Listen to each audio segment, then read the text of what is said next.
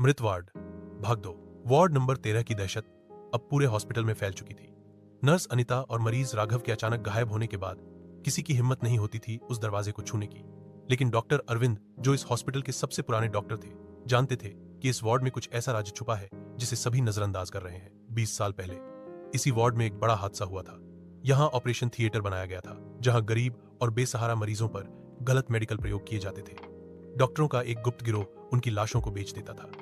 लेकिन एक रात जब बिजली गई तो कई मरीज आधे जिंदा हालत में काटे गए और दर्द से तड़पते हुए मर गए। उनकी आत्माएं कभी मुक्त नहीं हो पाई। डॉ अरविंद ने हिम्मत जुटाई और आधी रात को वार्ड नंबर 13 का दरवाजा खोला। अंदर घुसते ही तेज ठंडी हवा चली और बिजली अपने आप गुल हो गई। अंधेरे में उन्हें धीमी फुसफुसाहटें सुनाई दी। तुम ही उनमें से एक हो, तुम्हारा पाप अधूरा है। अचानक दीवारों पर लाल खून बहने लगा और फर्श पर से दर्जनों कटी फटी लाशें उठ खड़ी हुई। उनमें से एक थी अनिता, जिसकी आंखें अब पूरी काली थी। वह अरविंद की ओर बढ़ते हुए बोली, अब तुम्हारी बारी है डॉक्टर, तुमने हमें बचाया क्यों नहीं? अरविंद कांपते हुए चीखे, लेकिन दरवाजा बंद हो चुका था।